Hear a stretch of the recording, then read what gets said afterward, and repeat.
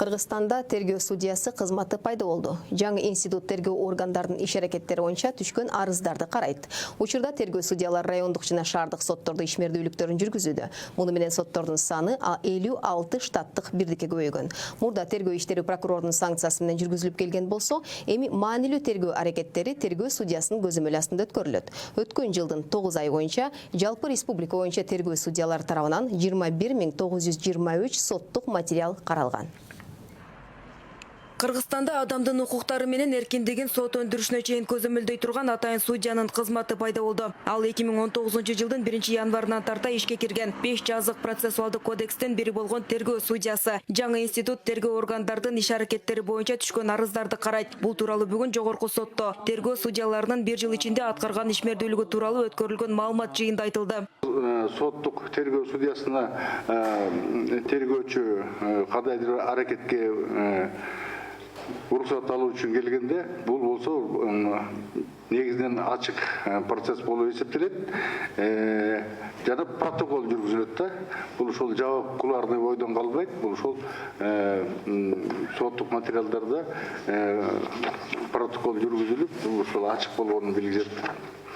Институт ишке киргенден тарта соттордун саны 56 штаттык бирдикке көбөйгөн. Учурда тергөө судьялары райондук жана шаардык соттордо ишмердүүлүктөрүн жүргүзүүдө. Мурда тергөө иштери прокурордун санкциясы менен жүргүзүлүп келген болсо, эми маанилүү тергөө аракеттери тергөө судьясынын көзөмөлү астында өткөрүлөт.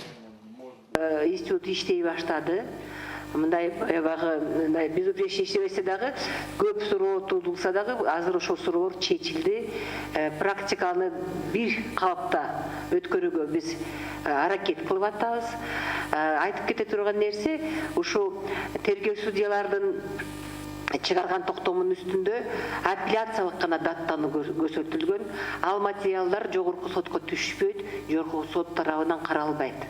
Тергөө судьяларынын максаты адамдардын укуктарын жана эркиндиктерин коргоого багытталат. Алар прокурордун, тергөөчүнүн, алгачкы текшерүү органдарындагы ыйгарымдуу кызмат адамынын чечимин жана процесстик иш-аракеттердин мыйзамдуулугуна соттук көзөмөл жүргүзүшөт. Бул соттордун ишин жеңилдетет.